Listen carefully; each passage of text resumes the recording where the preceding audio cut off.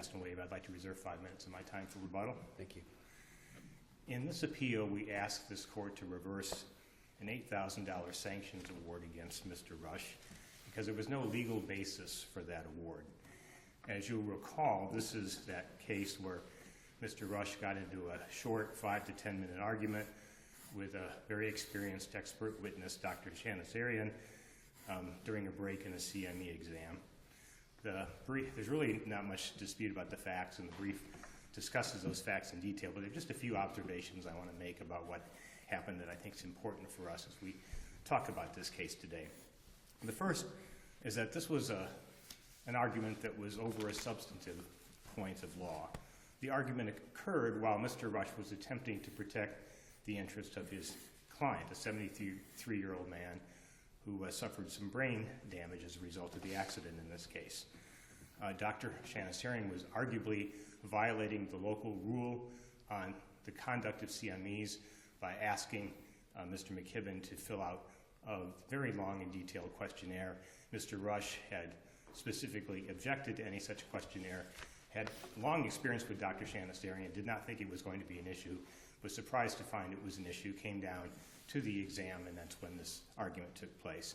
Now, the argument took place during a break in the CME, so it didn't disrupt the CME, it didn't delay the CME. And I think what's really important is that after this discussion went on for 5 or 10 minutes, Mr. Rush said, look, we've gotten off on the wrong foot here. Let's reset, let's start this all over again. And after that, they had a very civil discussion. They determined that the CME would go forward, that Mr. Rush would present the issue of the questionnaire to the trial court. As luck would have it, the CME had already been scheduled to take place over 2 separate days, and so they agreed, let's finish up today, and then before we come back for the second day, we'll get Judge Barton's ruling.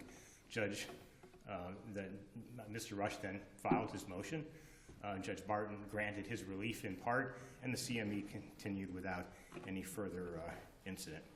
So there are 2 possible legal bases for sanctions here, neither of which apply. The first is the court's inherent authority to award sanctions. The Florida Supreme Court's Moakley decision talks in detail about that and says very specifically that such sanctions are rare, they should be narrowly applied, and they're reserved for cases of egregious misconduct or bad faith. Now, there was no such finding by Judge Barton here. He didn't check off the things he should have checked off on his list before awarding such sanctions. In fact, just the opposite. The judge said that Mr. Rush acted without any malevolent intent here, no malicious intent. He was trying to protect his client. Mr. Rush, in fact, presented the issue to the court and got a ruling. He didn't delay the exam. Again, the argument took place during the break in the exam, and when the conversation got heated, Mr. Rush realized it had gone too far, and is the one that reset the conversation back to a professional level. I've seen no case, and they've cited no case, that suggests that an isolated argument like this rises to the level of egregious misconduct or bad faith that warrants sanctions. Moakley is very instructive on this. It describes the sort of cases where these sorts of sanctions are appropriate, and it goes through gets a whole bunch of examples. Those are cases where parties unreasonably prolong the litigation. They intentionally make the other side spend lots of extra money, lots of extra time. Cases where parties flagrantly disobey court orders. None of that happened here. This is just not the sort of case that deserves conduct under the court's sanctions under the court's inherent authority. Mr. Rand, would you refresh my recollection? I'm trying to remember, did the doctor testify at the sanction hearing? I believe he did, yes. And did he testify that he was scared of Mr. Rush or anything like that? There was testimony that from the staff and from Dr. Shahnasarian that Mr. Rush was aggressive and abusive and threatening. The only specifics, though, in that testimony was that Mr. Rush threatened Dr. Shahnasarian with sanctions for ignoring Mr. Rush's objection to the questionnaire. There's nothing other than that specific, other than these kind of characterizations of the conversation. We don't have any other specifics. There's nothing in the record that suggests that were these 2 gentlemen to meet again, there'd be some fear on the part of the doctor? Oh, no, absolutely not. Again, Mr. Rush reset the conversation. The conversation went to a civil level. The CME continued, and that was that. Does the record reflect how much longer following the exchange that the CME lasted? I think throughout the rest of the afternoon, I mean, a matter of, I don't remember exactly, but I think it was an hour or two, or perhaps even more. I think the argument took place late morning, right before lunchtime, and then the CME went into the afternoon. Again, nobody's complaining that anything went wrong with the rest of the CME. And the legal issue that brought the argument on was ultimately resolved by the judge. So that brings me to 1.380, which is the other legal basis for sanctions. But 1.380 is very particular about the sort of cases where sanctions are appropriate. And the rule lists them specifically.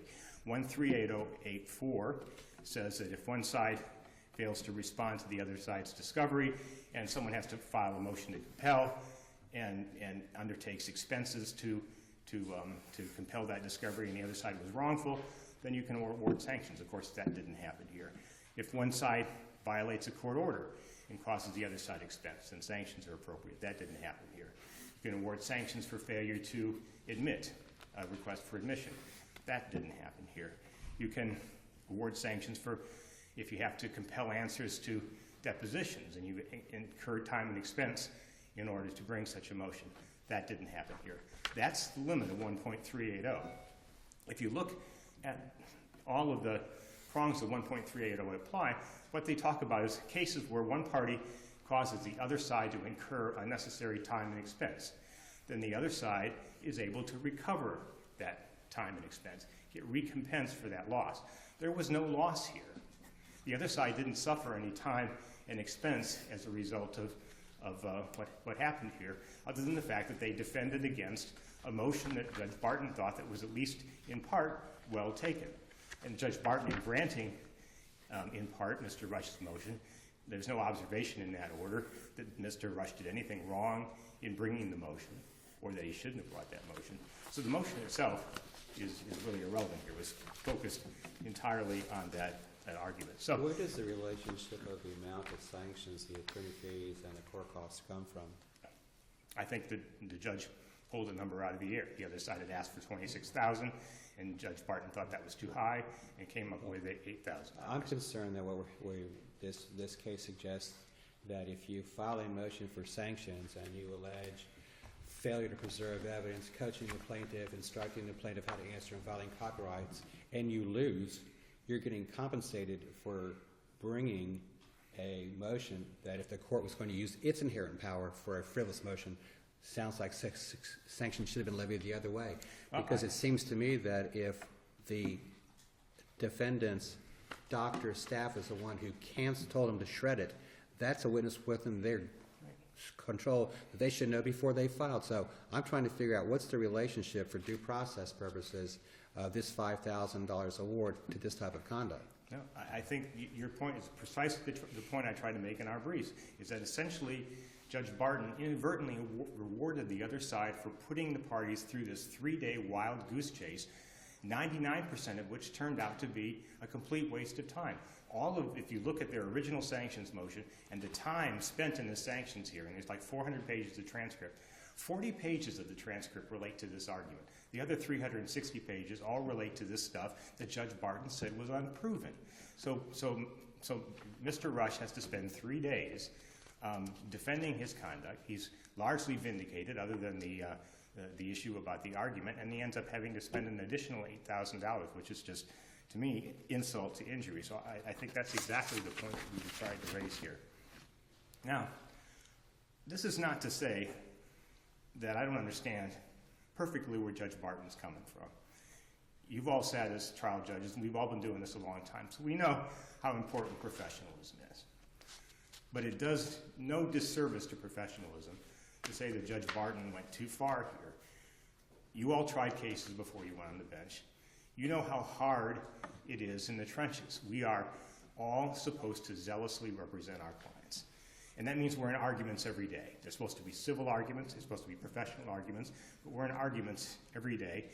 And I think all of us would admit there have been times in which we have lost our temper.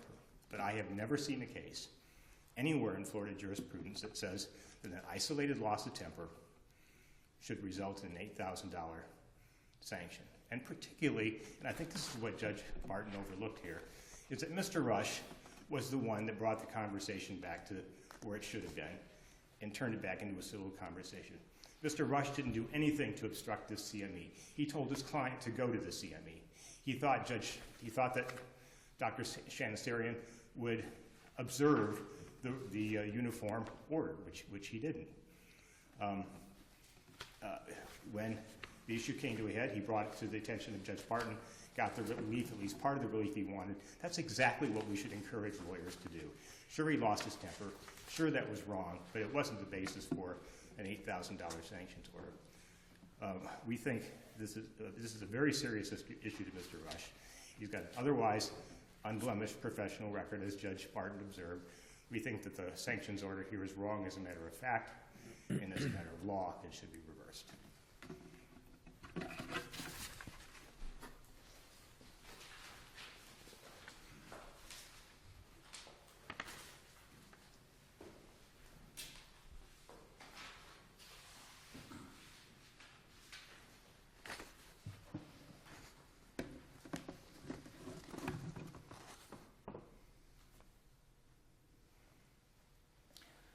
May it please the Court.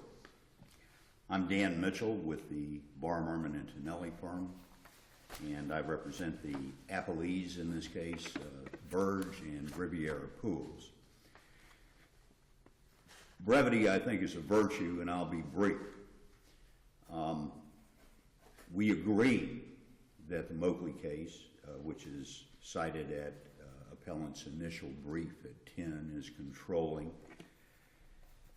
That case cites a long line of cases that gives the trial court the inherent authority to sanction by way of attorney's fees for misconduct during the course of litigation. I think Can I just ask you one question? Yes, sir. Everyone's talking about during the course of litigation and in the trenches and things like that. Where did this happen? Well, the misconduct. The misconduct, and I think it's important to note that there were specific findings of fact made by Judge Barton in his February 24th, 2012 order, which is at R253 through 56. Those are set out in my brief, the answer brief, at pages 3 and 4. The court held, and none of us were there. We don't know exactly what happened, but the court, which was the one that heard the evidence, and it was extensive evidence, as has been pointed out during 2 evidentiary hearings, that the conduct of Mr. Rush was disruptive to the discovery process. So I think you're going to eventually get to the answer. Where did this happen? It happened at Dr. Shahnasarian's Not office. in the courtroom, not in the trenches, not in the presence of the court. But during the course of the litigation. And the judge found quite a bit of mitigation. The judge did find... To mitigate the fine down, but not to put 0 on there. And that's what we're arguing over, right? Yes, sir. The court, and this is important. And I'm going to cite the Deutsche Bank v. Waldorf case, which is a case out of this court, 2012, that's cited at page 7 of the answer brief. And it sets parameters on what the court needs to do in order to impose sanction. There they were talking about the sanction of dismissal, which of course is the ultimate sanction. The court there said that the trial court can award sanctions short of dismissal, but it must consider the factors in Kozel v. Ostendorf, which is a 1993 Florida Supreme Court case, which is cited in my answer brief at 11. The court did that here.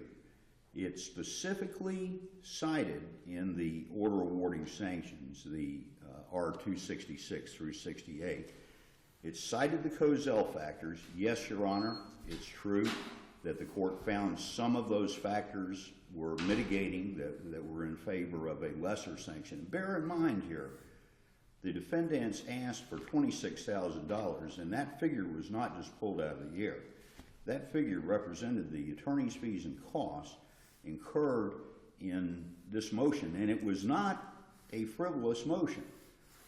What happened was that the objection to this CME was filed the Friday before the examination was to take place, at a time when the defense counsel, my partner, Jerry Setchell, was unavailable. There was nothing we could have done. That objection could have been filed and resolved early. And in fact, the court points that out. It could have been resolved weeks earlier. Then, Mr. Rush goes down to the examination, has this dialogue, which, depends on who you ask, what it consisted of. It was not a long dialogue, but it was called by the trial court, who heard the testimony, an unprofessional discussion, which disrupted, and this is another specific finding that the court made, disrupted the discovery process. The examination, which was to conclude on May the 12th, had to be postponed until September the 28th. And in the meantime, the motions that were heard for sanctions, the evidentiary hearings that took place, as is seen from the affidavits that were filed, cost extensive attorney's fees and incurred a great deal of cost. The judge, Judge Barton, weighed the mitigating factors against the aggravating factors and concluded in his discretion that $5,000 in attorney's fees and $3,000 in costs was appropriate. Now, Mr. Mitchell, before you continue. yes, sir. Yes, ma'am, I'm sorry. Did the trial court give any weight to the fact that the time frame permitted by the rules for filing objections was not followed? Well, technically, the time frame was followed, Your Honor. All right. How much time was provided in terms of notice to object to the CME? 30 days. 30 days? And this is in accordance with Rule 1.360. On the 30th day, the objection was filed. Now, we've got the 5 days in there for return mail, so we can argue about that. But this was a late objection, and it was on the Friday before the examination was to take place. At a time when Mr. Setchell was not available, this was late. And I think that Judge Barton took this into consideration, at least he cited it in his order, as constituting part and parcel of the disruption of the discovery process. And again, the examination, which was to conclude on May the 12th, which I think was 3 days later, ultimately didn't get concluded until September. And in the meantime, there was what I'll call, because I did participate in this, a dogfight in the trial court over what was appropriate. Mr. Rush was objecting to the 17-page questionnaire. To the 17-page questionnaire.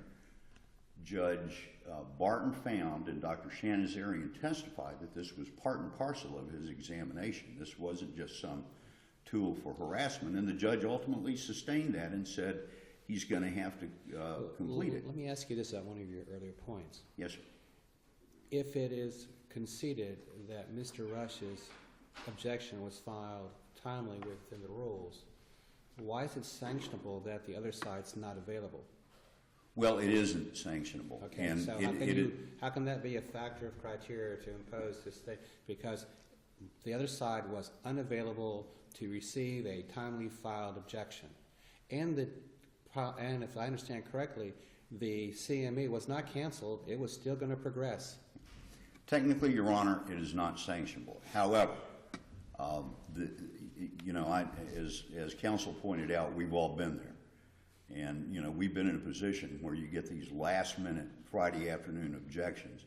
And it's something that is very perplexing on the part of the attorney that's on the receiving end of this, because nothing can be done. No communication can be had with the doctor. Let's cancel this. Of course, if you cancel the examination, you're going to end up paying for it. you know, there's nothing that could have happened except to go forward with this, but it couldn't be completed until something was worked out about this questionnaire. So the delay in completing it was to allow the time for the parties to address the legal issue rather than any bad conduct. That's correct. So why is that sanctionable to when the parties agree to resolve a legal issue so as to complete this CME? Well, the legal issue involved the questionnaire, completion of and the the judge questionnaire. did kind of like Solomon. You're going to answer the 17 pages, but counsel can be there and allow you to and aid the client in answering every question. Well, Is that what Judge Barton did? Judge Barton did rule that the plaintiff was going to have to complete the questionnaire. And this argument is dealt with in my brief. Judge Barton cited Rule 1.380.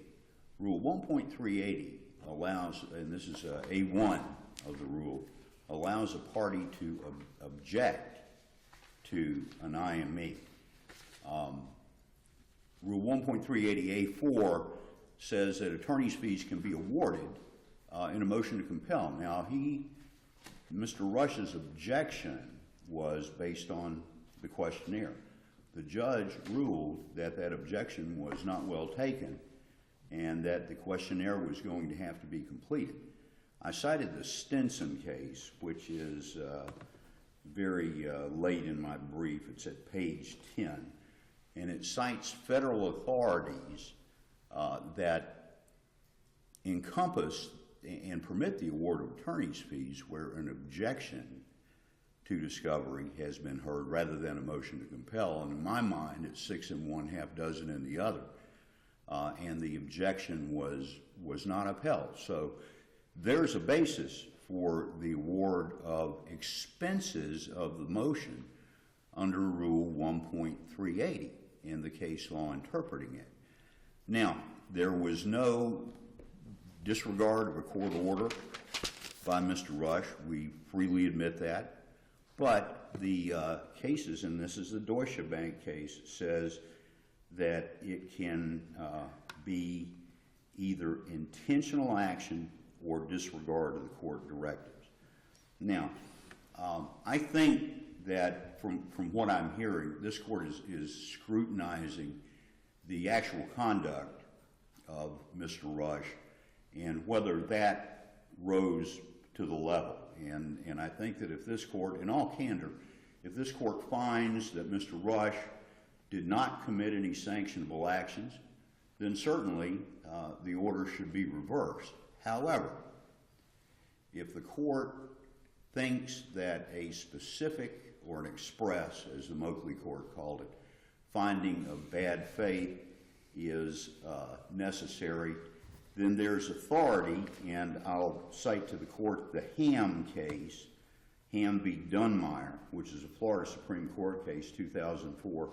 It's in my answer brief at 7, that allows for remand to the trial court in order to make the specific findings that are necessary to sustain an award of sanctions. And we suggest that if it's just simply something that's missing from the order, then that is an appropriate thing to do. Let me ask you this question as we're going through hypotheticals, so I'm not going to ask you to agree or concede with the underlying thesis.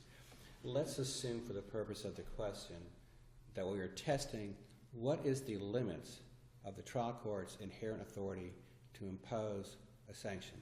I mean, what's the limits of the sanction that you can impose on inherent authority? Well, I mean, for example, the trial court could have said, your conduct is unprofessional, you're going to go to the Florida bar, and you're going to take courses on professionalism. Court could have said, that's anger management, go to anger management. Instead, the court hits $8,000. And we know years ago the Supreme Court of the U.S.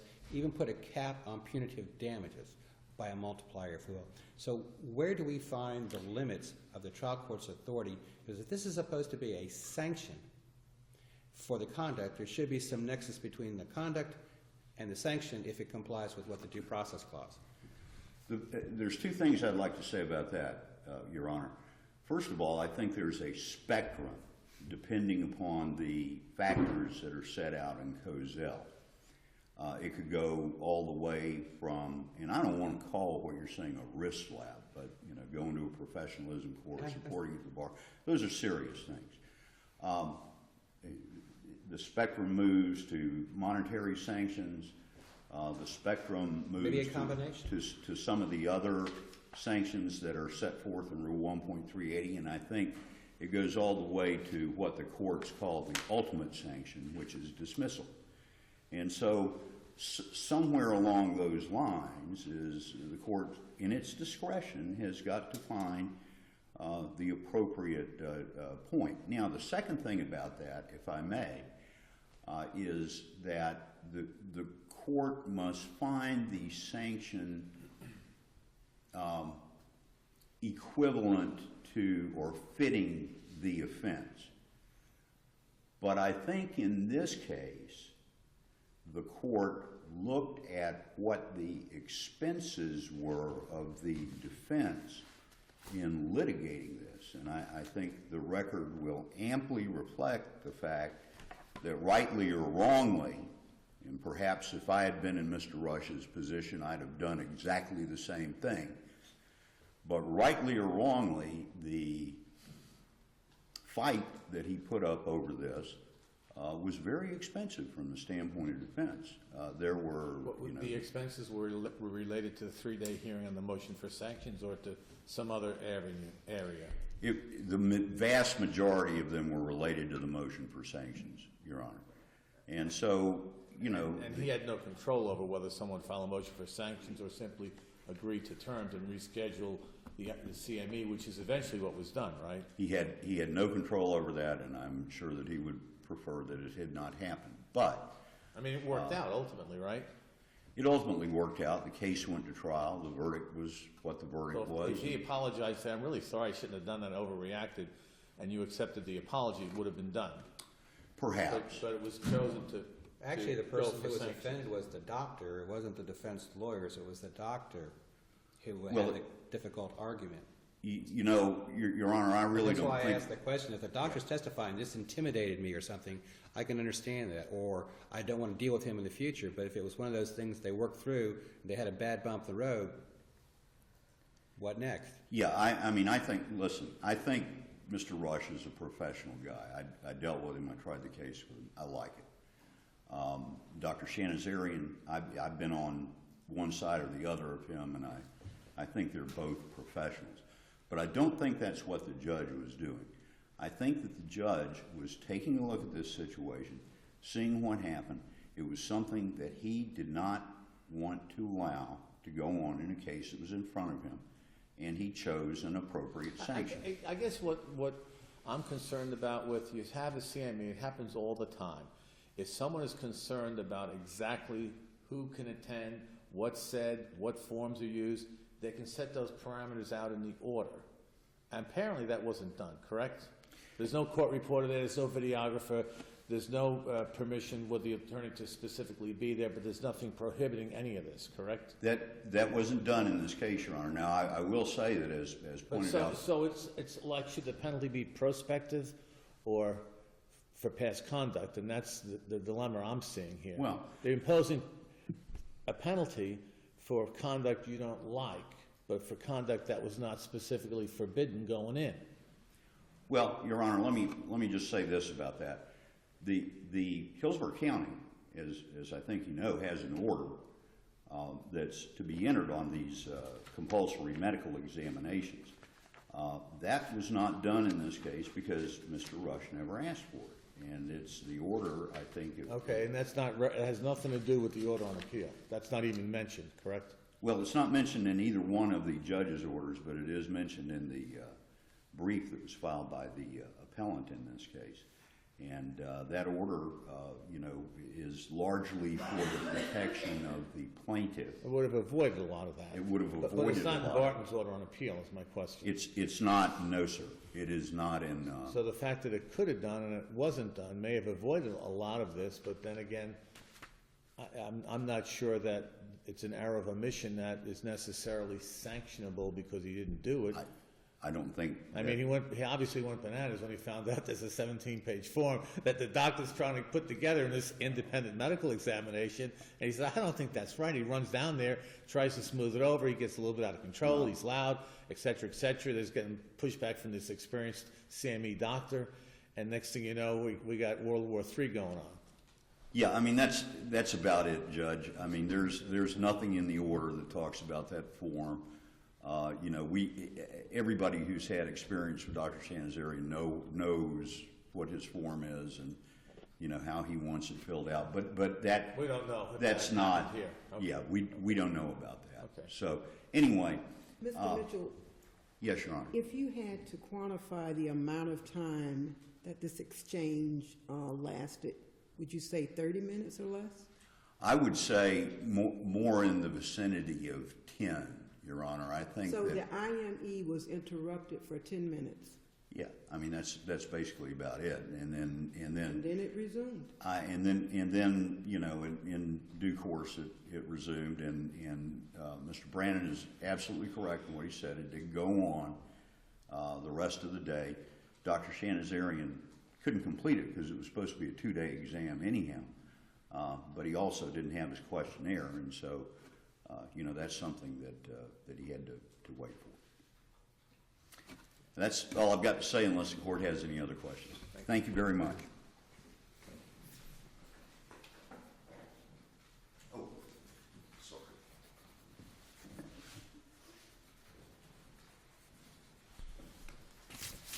I think the court understands the case here. Just a couple points I wanted to make. That's reassuring. First, counsel agrees that the Moakley case controls here. And that means we're not dealing with an abuse of discretion. We're dealing with a legal error here because Moakley tells us exactly what's required, either a specific finding of egregious misconduct or a specific finding of bad faith. Both are absent. That's the end of the story. What do you think about his proposal that if we go that route, that we send it back for further findings? I think the last thing that either of the parties need, and particularly Mr. Rush needs, is to go back for another hearing on this.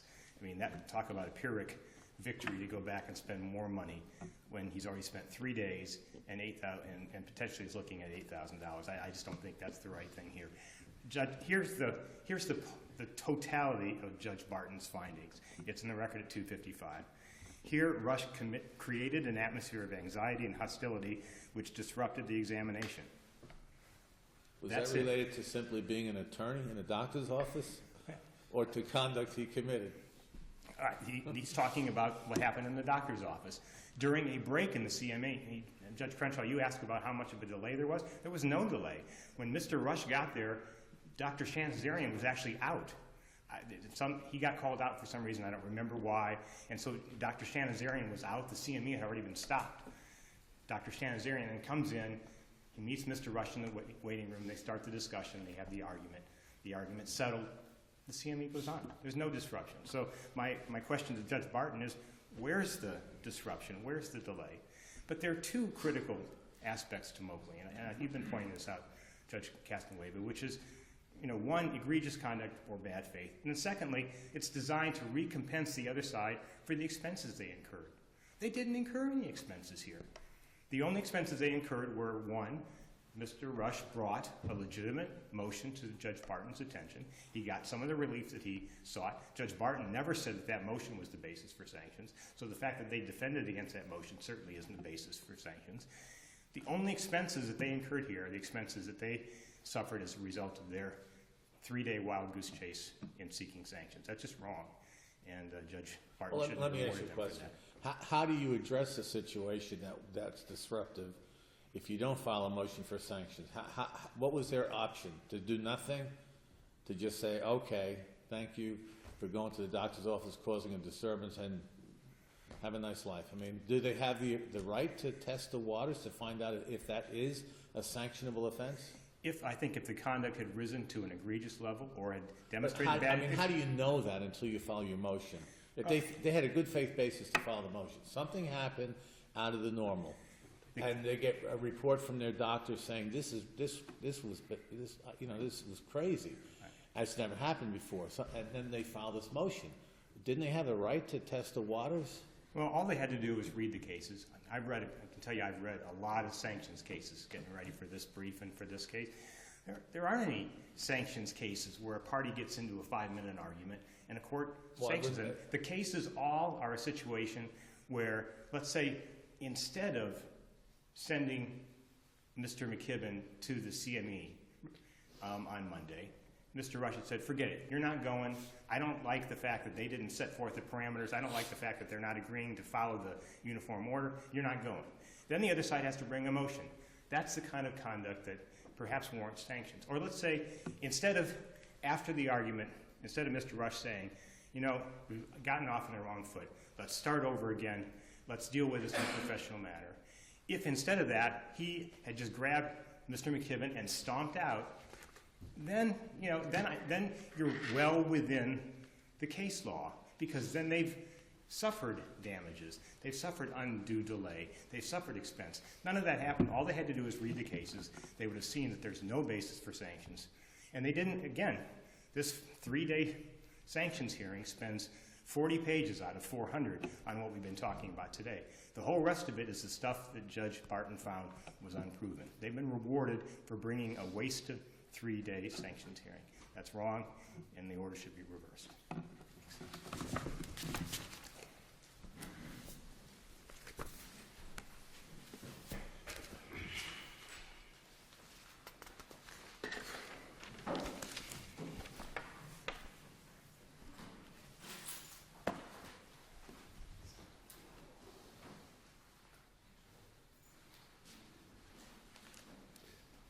And unusual as it sounds, our last case on the docket today Yeah.